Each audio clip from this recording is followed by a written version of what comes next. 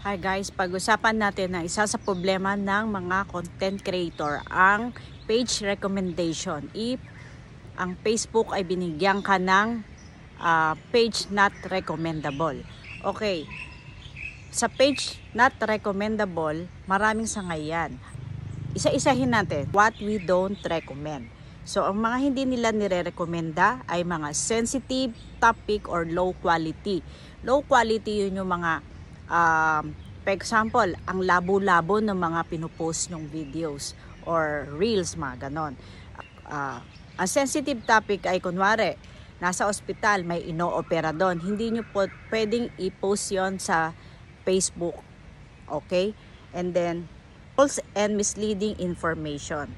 Ano ba tong mga false o misleading information? Kunwari, mga chika, chismis sa mga artista, tapos pinost nyo dyan. Nag-post kayo ng mga ganito mga balita, mali-mali naman, hindi rin pwede. O kaya related sa mga government, mali-maling impormasyon ang pinaglalagay nyo dyan. So, hindi rin to po pwede yon. Huwag nyo pong ipopost. And then, under clickbait or giveaway. Clickbait yung nag-post ka para sa mga wider audience o sa mga followers mo na inaano mo sila, ini-entice mo sila na marami silang mapapanalunan sa page mo, parang ganon.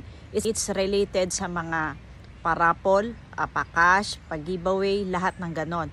Pag kami ganon, minsan hindi tinatanggap ng AI, Artificial Intelligence ng Facebook. Ano po yung AI? Sila po yung nag-screen.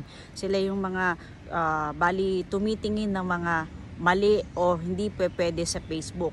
Alam niyo naman, ang Facebook ay wala na mga tauhan na, kundi sa mga ibang customer service na lang related sa mga problem na lang.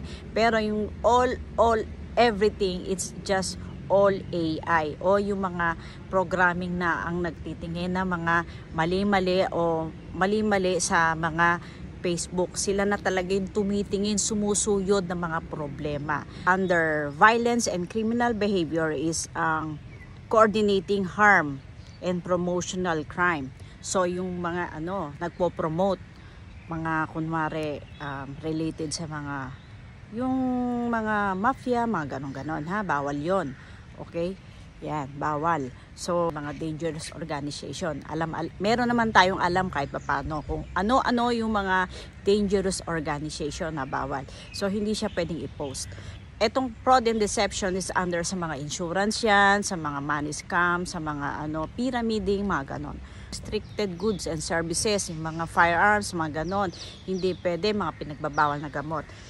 Sa violence and incitement, ito yung mga rally, ganon.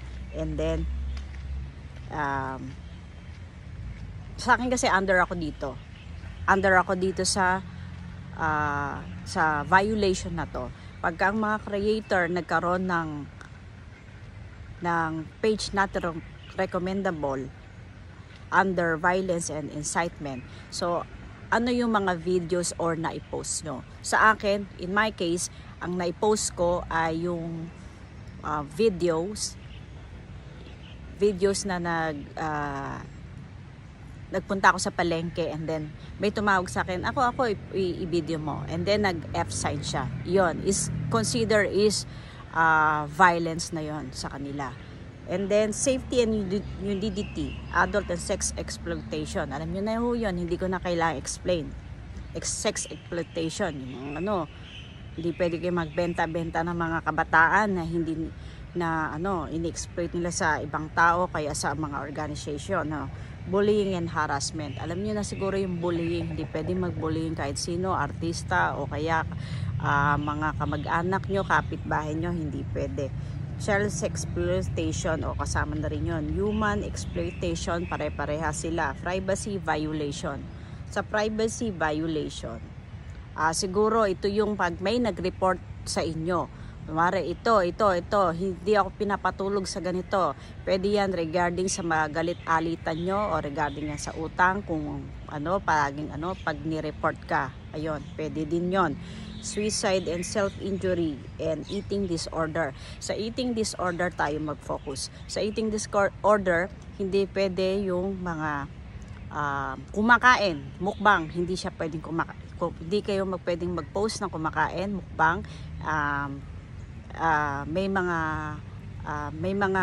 ano nga, kubyertos na kunwari silver, tapos hinahalo mo ang kape mo, kunwari ganon, bawal din daw bawal din daw yon. So yun ang related sa safety.